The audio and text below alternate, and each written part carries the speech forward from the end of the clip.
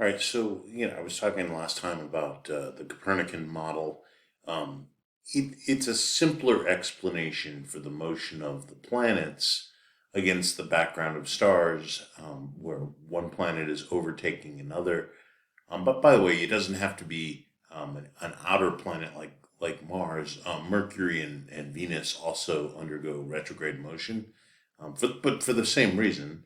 Um, at any rate, that this is where I left off last time. So let's continue. All right. So Copernicus, again, he publishes his famous book, um, and and uh, and it takes a while for the Roman Catholic Church to put it on the banned list. It was banned. It wasn't. You weren't ever supposed to read it.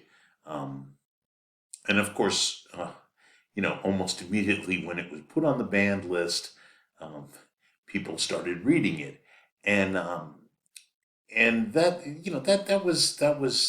um, that was certainly a big deal because the Ptolemy, right? So Ptolemy's system of epicycles and the idea of the geocentric model had really been adopted by the Roman Catholic Church in throughout the Middle Ages and into the Renaissance, right? So going against Ptolemy was like going against the Bible, even though there's nothing, there's nothing in the Bible that says that the Copernican model is wrong, or that the Ptolemaic model is right, which it's not. The Ptolemaic model, the geocentric model, is definitely wrong. We go around the sun. All right, so um, at any rate, it would take a while to get actual um, uh, you know evidence that would prove it without beyond a doubt. And that was coming within the next few centuries. All right, so Copernicus, as I said, he writes this book. He passes away. Um, Really, the only reason it gets distributed and read is because it goes on the banned book list that the Roman Catholic Church had at the time, and so people start reading it. And during the next 100 years or so after Copernicus, some people start thinking about. Whoops! Some people start thinking about it. Now, our next individual is called Tycho Brahe. Yeah, he's kind of a unique individual. He stands by himself, but what he does is extremely important to the next person that comes along, Johann Kepler. All right, so what Tycho Brahe, and they were contemporaries. They lived at the same time. Um, uh, Tycho passes away, and Kepler goes on to live for another 30 years or so. So what's important about Tycho Brahe, let's see, is that he made extremely accurate observations. All right, so he made some observations of things like comets. He actually saw comets, and he noticed a supernova, that is a star that got extremely bright, um, and then dimmed over time. That's not what this story is about. Um, uh, he kind of he proposed kind of a model that it's actually called the Tycho model, if you will. It's nobody followed this model. It's basically kind of a halfway between um, the geocentric model and the Copernican model. And the reason that he came up with this proposal is because again you couldn't see a stellar parallax. Stars did not shift over the course of over 6 months, as the Earth went around the sun. If the Earth indeed went around the sun. All right, so what is it that? Oops. Oh, I thought they would have a slide for this. so they usually show like this. So he was actually a wealthy individual, somewhat wealthy. He was of nobility back in the Renaissance. That was a big deal. So his family had money, and he had a hobby, and his hobby was to look at the stars. And not only did he look at the stars, he built a basically what would turn out was basically a giant sextant, which is a device that is used. It was used primarily by people at sea, but he used this really large one in his castle to. And now he only used naked eye observations, right? He did the telescope was just about to be invented um, in right after he passes away. But before that, he used his eyes to look up at the sky, and then used the best tools that he had at the time to make very accurate measurements. All right, so he built the instruments, he took the measurements, and so one of the things that he did is and this is extremely significant, over a 20-year period, he recorded with his very, the most precise thing that there was on the planet at the time before there were telescopes. He recorded where the planet Mars was. So he did other things besides that, but because he observed Mars for more than 20 years, that's many cycles of revolution around the sun. The next guy, let's skip that. Copernicus, who actually lived at the same time that Tycho Brahe lived. Copernicus ends up using Tycho's data. All right. Not. Yeah. There's actually a little. Let me tell you a little bit of the story behind that.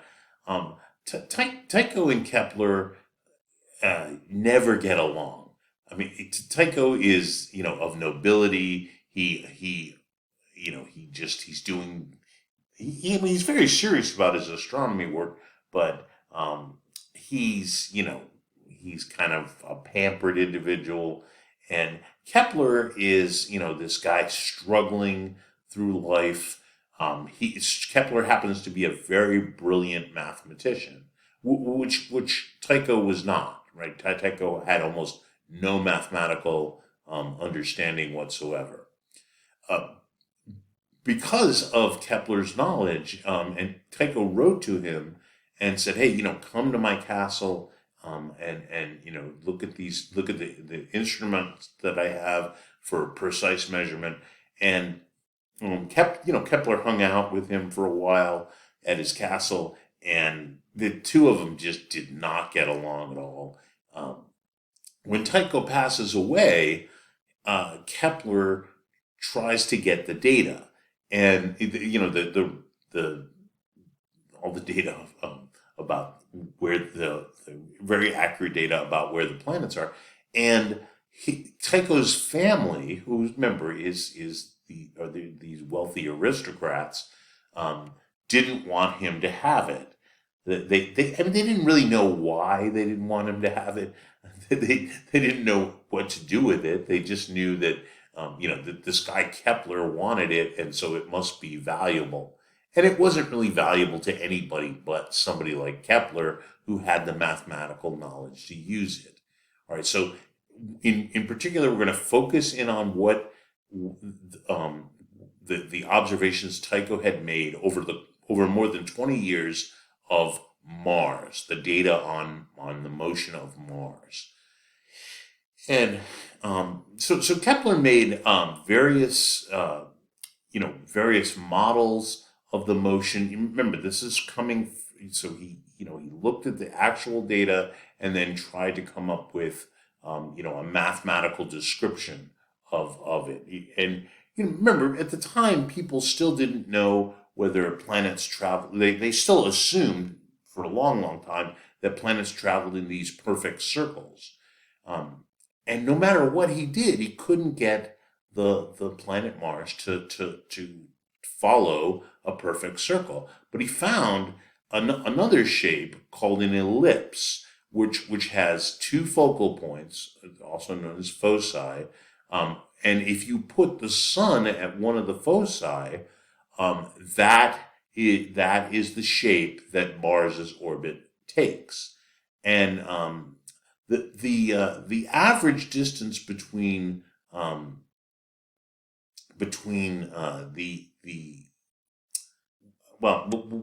the average distance between the focal point and one of the sides, the nearest side, let's say, when the planet's traveling around, that distance is called the semi-major axis. All right, so that's an important idea. All right, so we'll get to that a little bit later. All right, so planets move. So this turns out to be that Kepler comes up with three laws of planetary motion.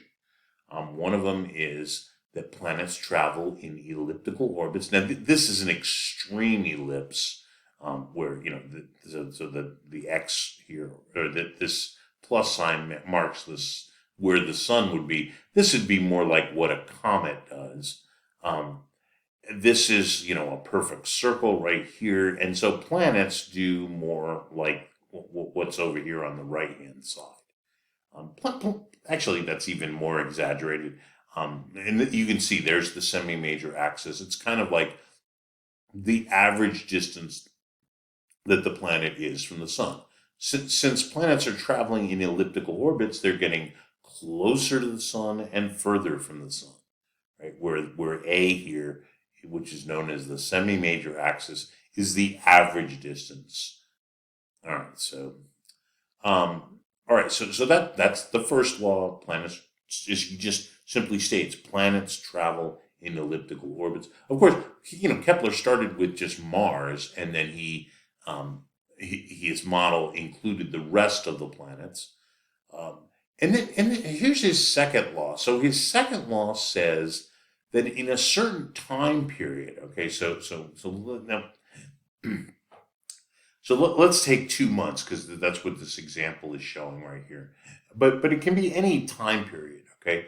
So for 2 months, if you followed the planet, right, that it sweeps out a certain area, right? So imagine there is this area right here over the course of 2 months. And see, it's kind of a pie shape. But it turns out that area, and so the planet is traveling in an elliptical orbit, and for 2 months, it goes from here to here, on the right-hand side. But this area on the right-hand side, that's shaded right here, is equal to this area. I mean, it doesn't look obvious, but it turns out that that's true. And by the way, just as a little side note, those of you who've had calculus before know that calculus is very concerned with areas. Anyhow, Kepler was such a good mathematician that he actually almost invented calculus a full generation before Isaac Newton comes along. Isaac Newton, of course, is the one who invented calculus. All right, so let's skip forward here. So that's his second law: planets travel in elliptical orbit. First law: planets travel in elliptical orbits. Second law: planets sweep out equal area in equal time. Here's another way of saying the second law, which I like even better. When a planet is closer to the sun, it moves faster. When a planet is further from the sun, it moves slower. That's why it sweeps out equal areas in equal times. All right. Well, we'll take a quick look at the third law, the final law. The third law says that there's a relationship between the period of a planet, the time to go around the sun, and its semi-major axis, which is, of course, the average distance the planet is from the sun. Okay, and so it says that the period squared, or the periods in years, is equal to the semi-major axis cubed.